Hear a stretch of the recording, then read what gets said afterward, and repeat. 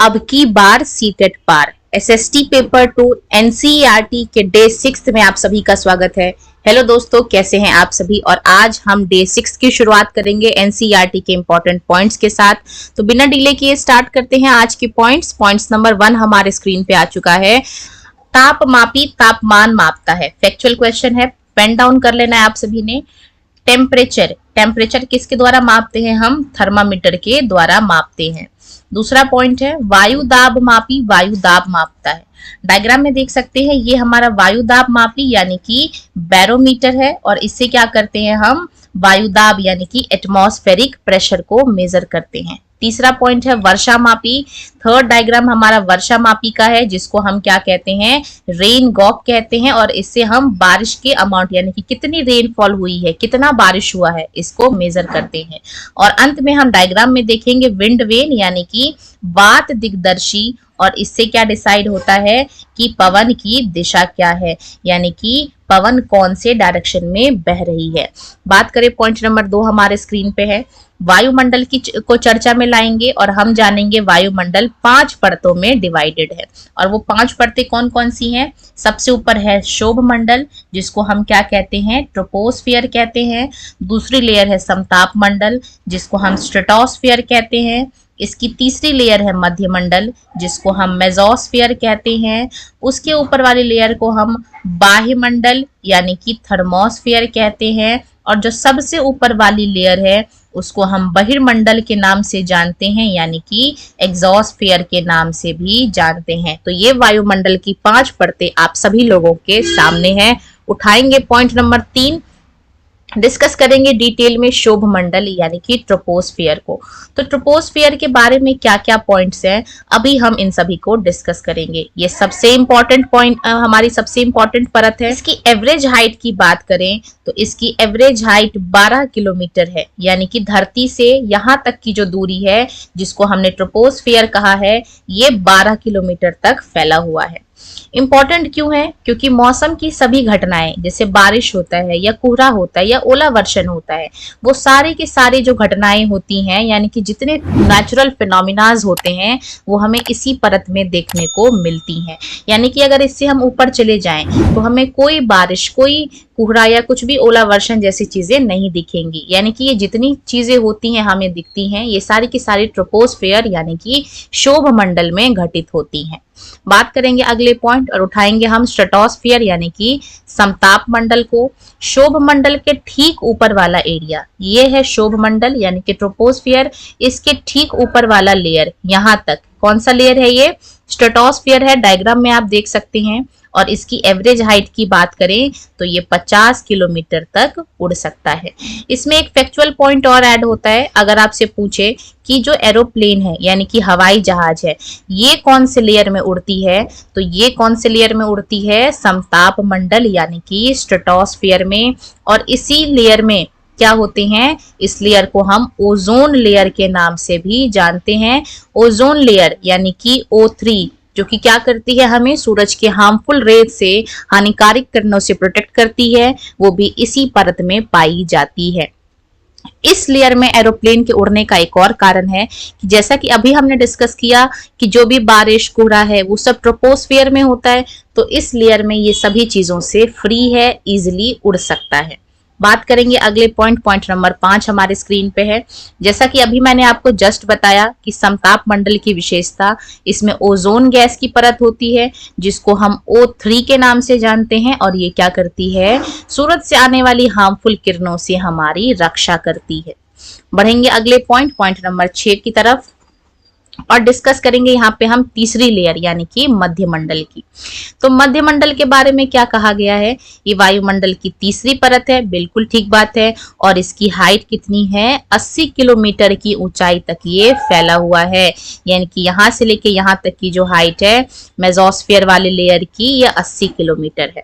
बात करेंगे आगे की, तो अंतरिक्ष यानी स्पेस से जितने उल्का पिंड आते हैं यानी कि जितने मेटेरॉइड्स आते हैं वो यहीं पे क्या हो जाते हैं? जल जाते हैं। तो हमें यहाँ से एक और बात पता चली कि ये जो है एक ठंडी परत है, सबसे कोल्डेस्ट लेयर है पूरे एटमॉस्फेयर का, जो कि उल्का पिंड जैसे बड़े बड़े आग के गोलों को भी क्या कर देता है? जला देता है।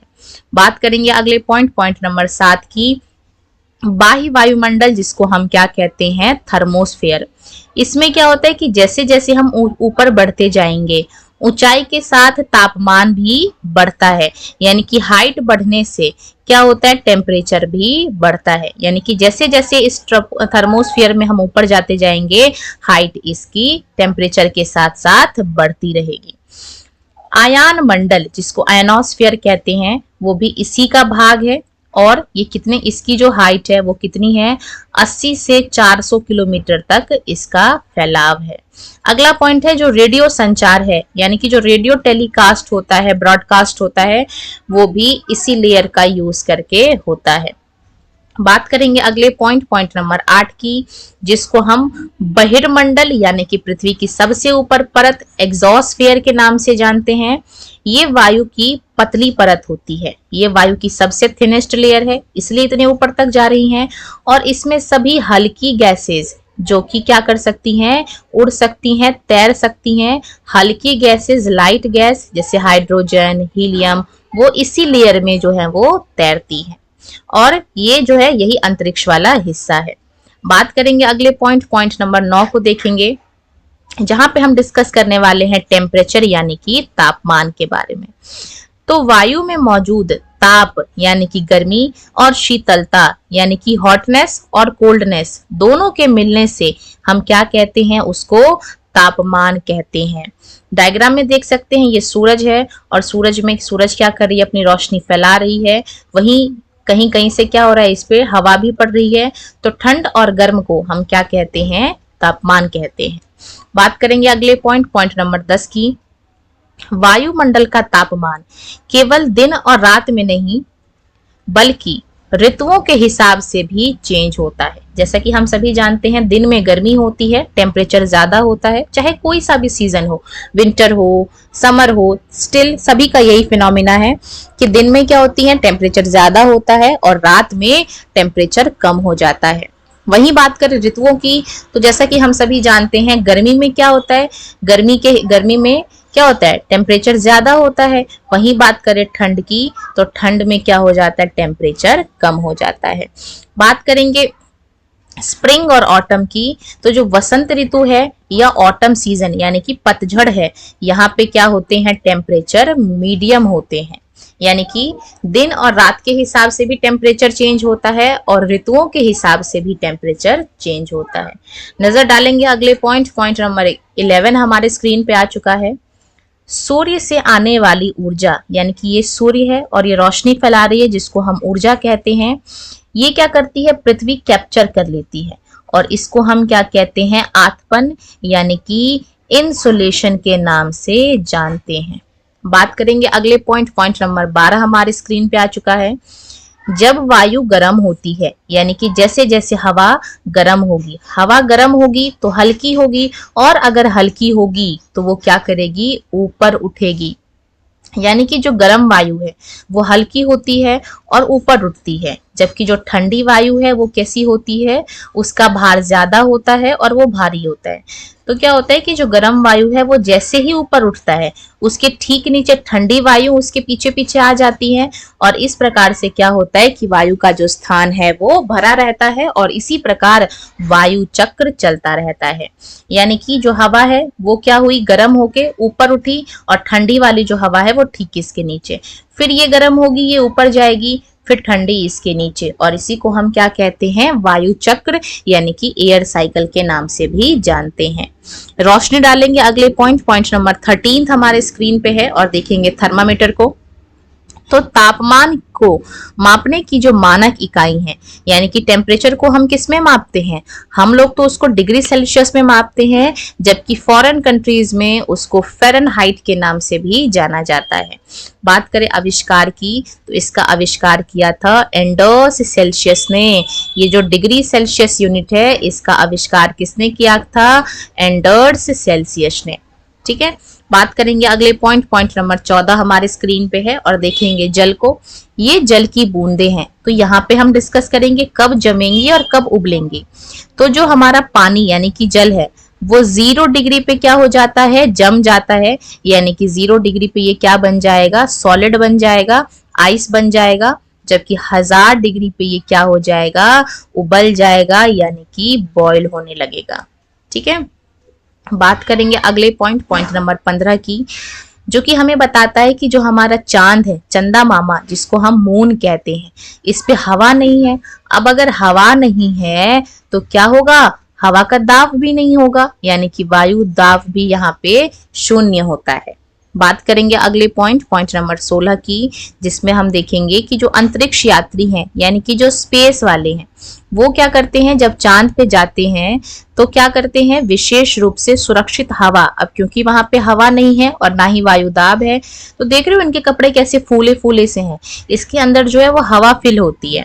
यदि वे इस अंतरिक्ष पोशाक को अंदर ना पहन के जाएं तो क्या होगा, ऑपोजिट बल लगने के कारण इनकी जो शिराएं हैं ये फट जाएंगी और इसमें से ब्लड भी निकल सकता है। पॉइंट नंबर 17 हमारे स्क्रीन पे, पवन का नाम यानी कि जो हवाओं के नाम पड़ते हैं उनके अपने दिशा के आधार पर डिसाइड होता है। दिशा के आधार पे कैसे, मान लो जो हवा पूर्व से आ रही है, ये हमारा डायरेक्शन है, मान लो जो हवा पूर्व से आ रही है उसको हम क्या कह देते हैं, आम भाषा में उसको हम कह देते हैं पूर्वी पवने, और जो हवा पश्चिम से चलती हैं उसको हम क्या कह देते हैं, पश्चिमी या फिर पछुआ पवनों के नाम से जानते हैं। बात करेंगे पॉइंट नंबर 18 की, वायु हमारे शरीर पे क्या बनाता है, उच्च दाब के साथ बल लगाती है, यानी कि हवा हमारे शरीर पे क्या करती है, फोर्स लगाती है, बट हम इसका अनुभव नहीं कर पाते। ये क्यों होता है, तो ये इसलिए होता है क्योंकि वायु का दाब हमारे सभी दिशाओं से लगता है और हमारा शरीर विपरीत लगाता है, यानी कि वो भी हम पे प्रेशर लगा रहे हैं और हम भी उन पे प्रेशर लगा रहे हैं, तो इससे क्या हो जाता है, जो चीजें हैं वो बैलेंस हो जाती हैं, किसी एक का बल किसी दूसरे पे भारी या फिर परेशान नहीं करती है। पॉइंट नंबर 19 हमारे स्क्रीन पे, पृथ्वी की सतह पर जो हवा क्या करती है, भार लगाती है या दाब लगाती है, उसको हम क्या कहते हैं, वायु दाब, यानी कि हमारे अर्थ के सरफेस पे वायु का जो प्रेशर पड़ता है उसको हम एटमॉस्फेरिक प्रेशर यानी कि वायु दाब के नाम से जानते हैं। बात करेंगे अगले पॉइंट नंबर 20 की, वायुमंडल में ऊपर की ओर जाने पे, यानी कि जैसे जैसे हम ऊपर की लेयर की तरफ चलेंगे जो दाब है वो क्या होता है, गिरने लग जाता है, यानी कि एटमॉस्फेरिक प्रेशर धीरे धीरे कम होता है जैसे जैसे हम ऊपर जाते हैं। वही बात करेंगे समुद्र के स्तर की, तो फैक्चुअल क्वेश्चन है, इसको पॉइंट डाउन कर लें। जो समुद्र का स्तर है वहां पे वायु दाब सबसे ज्यादा होता है, मैक्सिमम होता है, और ऊंचाई पे जाने पे ये घटता यानी कि मिनिमम होता जाता है। बात करेंगे पॉइंट नंबर 21 हमारे स्क्रीन पे है, अधिक तापमान वाले क्षेत्रों में जो वायु है वो गर्म होके ऊपर उठती है, यानी कि जिस एरिया का टेम्परेचर ज्यादा है वहां पे क्या है, जो वायु है वो गर्म होके ऊपर उठेगी, ये निम्न दाब वाला एरिया कहते हैं। निम्न दाब बादल युक्त आकाश एवं नव मौसम के साथ जुड़ा होता है। बात करेंगे पॉइंट नंबर 22 की, कम तापमान वाले क्षेत्रों की वायु कैसी होती है, ठंडी होती है, यानी कि जिसका टेम्परेचर कम है, जिस एरिया में टेम्परेचर कम है वहां पे वायु कैसी होगी, ठंडी होगी। अब ठंडी है तो वो भारी भी होगी और क्या करती है, ये बनाती है हाई प्रेशर यानी कि उच्च दाब का एरिया बनाती है। अब जहां जहां उच्च दाब होगा वहां पे क्या होगा, स्पष्ट एवं स्वच्छ आकाश होता है। बात करेंगे पॉइंट नंबर 23 की, जो वायु है वो क्या करती है, हमेशा उच्च दाब से निम्न दाब की ओर गति करती है, यानी कि जो हवा का चलने का डायरेक्शन है वो हमेशा हाई प्रेशर से लो प्रेशर की तरफ मूव करेंगी। उच्च दाब क्षेत्र से निम्न दाब क्षेत्र की ओर वायु को गति को हम क्या कहते हैं, पवन के नाम से जानते हैं, यानी कि जब यही वायु चलने लग जाती है तो उसको हम विंड यानी कि पवन के नाम से जानते हैं। नेक्स्ट क्वेश्चन की बात करेंगे, पॉइंट नंबर 24 हमारे स्क्रीन पे है, जहां पे हम पवनों के प्रकार यानी कि टाइप्स ऑफ विंड को डिस्कस करेंगे, जैसा कि डायग्राम की हेल्प से आप देख सकते हैं। तो पवनों के 3 प्रकार हैं, टाइप्स ऑफ विंड, 3 टाइप्स हैं इसके। नेक्स्ट पॉइंट क्या है हमारे पास, पहला है प्राइमरी, दूसरा है सेकेंडरी और तीसरा है टर्शरी। प्राइमरी को हम क्या कहते हैं, प्लेटनरी यानी कि स्थायी पवने भी कहते हैं। दूसरा है सेकेंडरी जिसको हम क्या कहते हैं, पीरियोडिक। और तीसरा है लोकल जिसको हम क्या कहते हैं, जो एक पर्टिकुलर एरियाज में होते हैं। बात करेंगे पॉइंट नंबर 25 की, तो स्थायी पवने व्यापारिक पश्चिमी एवं पी पवने स्थायी पवने हैं, यानी कि जो ट्रेड विंड है और पी विंड है ये क्या है, स्थायी पवने हैं। और ये वर्ष भर लगातार एक ही दिशा में मूव करती रहती हैं। बात करेंगे पॉइंट नंबर 26 की, तो जो मौसमी पवने यानी कि जो सीजनल रेन है ये क्या होती हैं, सीजन के हिसाब से अपनी डायरेक्शन चेंज करती हैं। उदाहरण के लिए भारत में मॉनसूनी पवनों को हम मौसमी पवने यानी कि जो मौसम के हिसाब से बदल रहा है वो हम मौसमी पवने हैं।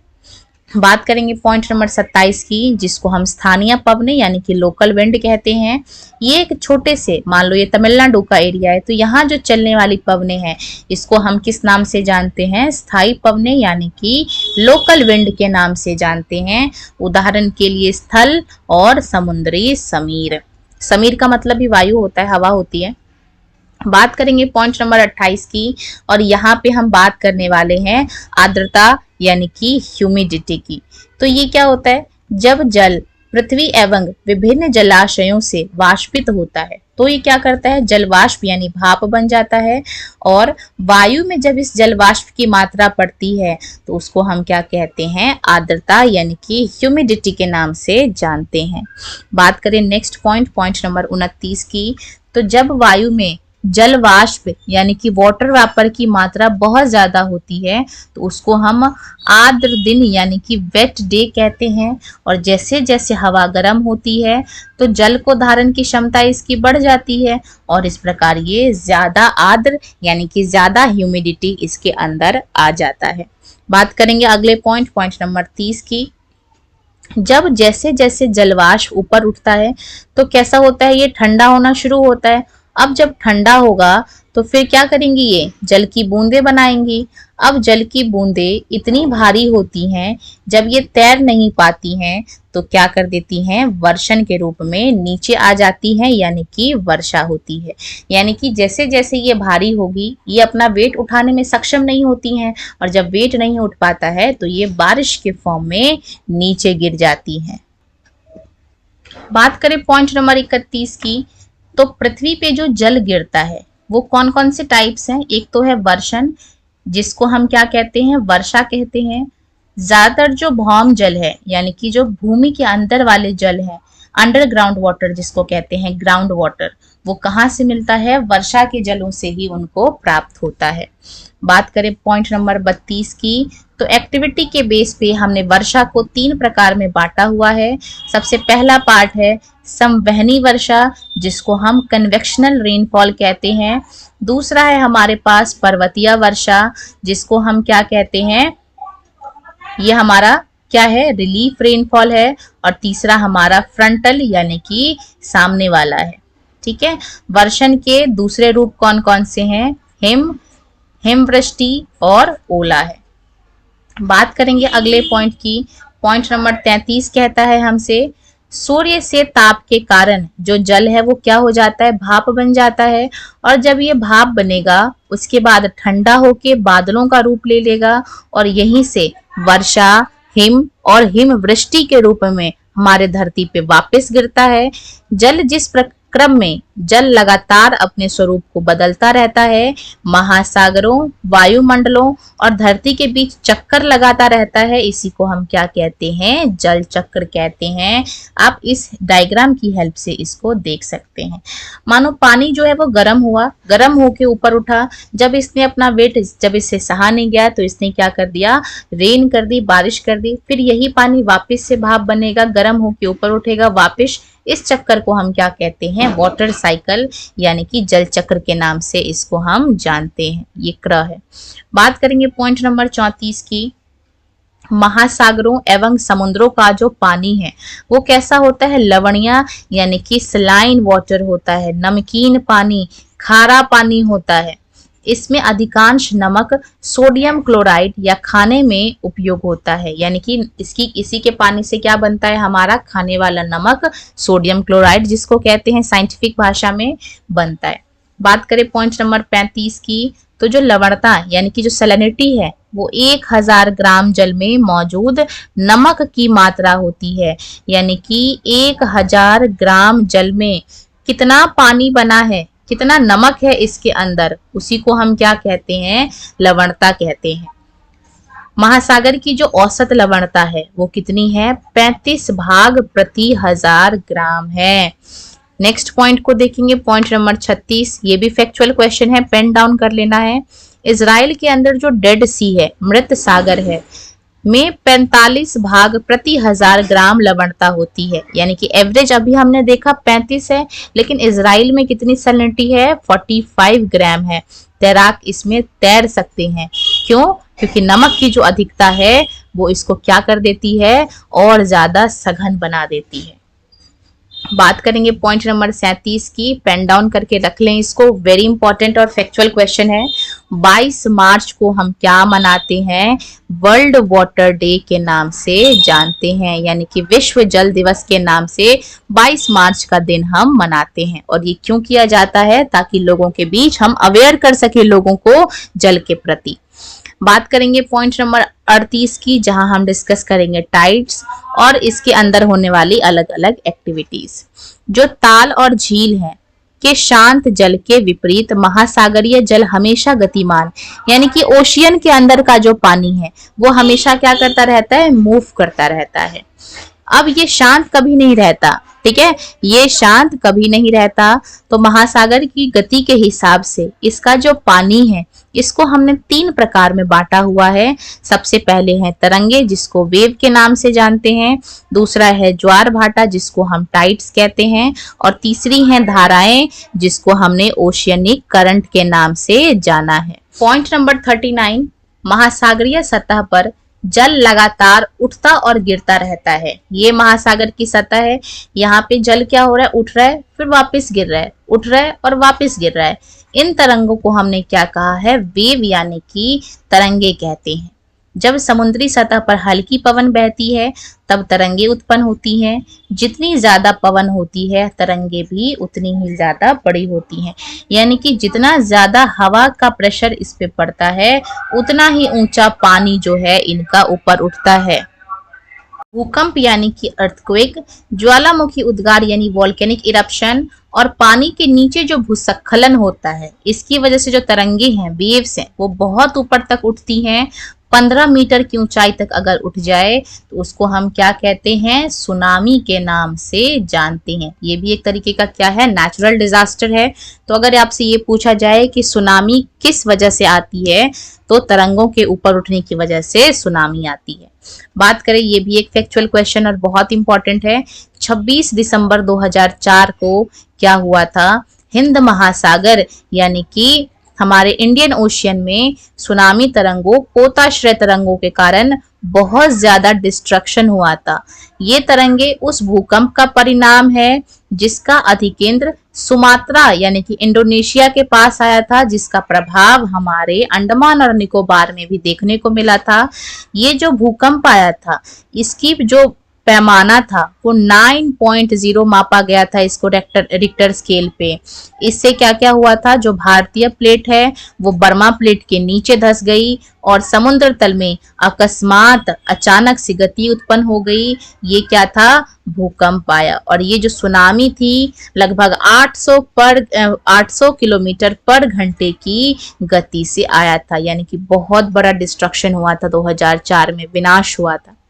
बात करेंगे पॉइंट नंबर 42 की, तो सुनामी आने का पहला संकेत क्या है कि तटीय क्षेत्र में के जल में तेजी से कमी आती है और फिर विनाशकारी तरंगे यानी कि जो तट है, समुद्र का तट है, यहाँ से पानी पीछे उठता चला जाएगा और उसके बाद क्या होगा, बहुत तेजी से आगे आता हुआ हमें दिखाई देगा। बात करें नेक्स्ट पॉइंट नंबर 43 की, तो दिन में 2 बार नियम से महासागरी जल का उठना और गिरना, जब ये 2 बार हो जाए तो इसको हम क्या कहते हैं, टाइड्स यानी कि ज्वार भाटे के नाम से जानते हैं। यानी कि जब दिन में 2 बार महासागरी का जल उठने लग जाए और गिरने लग जाए तो उसको हम ज्वार भाटा यानी कि टाइड्स कहेंगे।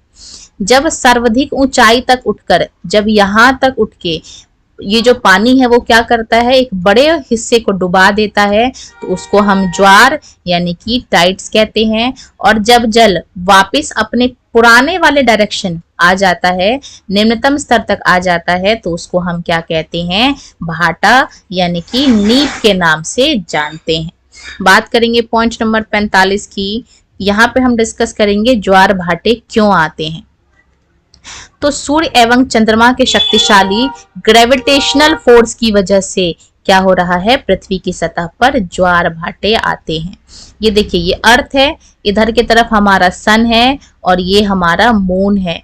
इनकी वजह से क्या हो रहा है, इनकी क्या कर रहे हैं, एक दूसरे पे फोर्स लगा रहे हैं, बल लगा रहे हैं, गुरुत्वाकर्षण बल लग रहा है। इसी वजह से ज्वार भाटे हमारे पृथ्वी पे आते हैं। अब हम बात करेंगे नेक्स्ट की।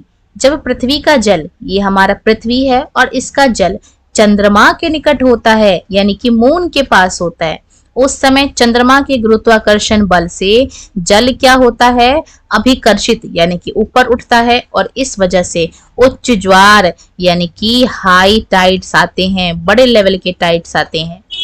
पूर्णिमा एवं अमावस्या के दिनों में क्या होते हैं, सूर्य, चंद्रमा और पृथ्वी तीनों एक सीध में यानी कि सीधी रेखा में। ये देखिए, ये पूर्णिमा और अमावस्या की रात है, ये रहा अपना सूरज, ये है पृथ्वी और ये है मून। ये तीनों के तीनों ही एक ही डायरेक्शन में है, एक सीध में है।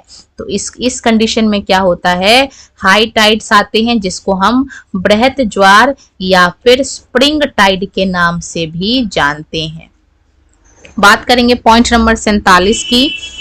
उच्च ज्वार आते हैं, अभी जैसे कि अभी मैंने आपको बताया, पूर्णिमा और अमावस्या के दिनों में जो सूरज, चंद्रमा और पृथ्वी एक सीध में होते हैं और इस कंडीशन में बृहत ज्वार आते हैं, जिसको हम स्प्रिंग के नाम से जानते हैं। बात करेंगे नेक्स्ट की। तो पॉइंट नंबर 48 हमारे स्क्रीन पे है। जब चांद अपने प्रथम एवं अंतिम चतुर्थांश में होता है, यानी कि अब मून यहाँ ना होके एक क्वार्टर में होगा, चतुर्थांश में होगा, तो क्या होता है कि पृथ्वी एवं सूरज का जो गुरुत्वाकर्षण बल है वो अपोजिट डायरेक्शन में लगता है। ये यहाँ से लगा रहा है और ये यहाँ से लगा रहा है, जिस वजह से क्या है, निम्न ज्वार भाटा यानी कि लो टाइड्स आते हैं और ऐसे ज्वार को हम क्या कहते हैं, लघु ज्वार भाटा के नाम से जानते हैं। बात करें पॉइंट नंबर 49 की। उच्च ज्वार यानी कि हाई टाइड्स मछली पकड़ने में भी हेल्प, जैसे देखो, जब लहरें उठती हैं तो यहाँ तक चली जाती हैं, फिर वापस अपने पिछले वाले डायरेक्शन में आ जाती हैं। तो इससे क्या होता है कि जब लहरें उठती हैं तो अपने साथ मछलियों को भी उठा के यहाँ तक ले आती हैं। इस वजह से क्या होता है, जो मछुआरे हैं वो बिना कठिनाई की मछलियां पकड़ लेते हैं। यानी कि हाई टाइड्स का एक प्रॉफिट भी है कि इससे क्या होती है, मछलियां पकड़ने में हमें आसानी होती है। और आज के अंतिम पॉइंट की बात करेंगे।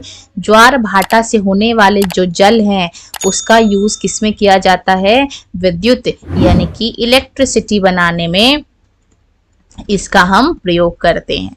इसी के साथ आज के top most important 50 question complete होते हैं। वीडियो पसंद आई हो तो वीडियो को लाइक करना और आगे की क्लास को शांतिपूर्ण तरीके से देखने के लिए चैनल को सब्सक्राइब करना।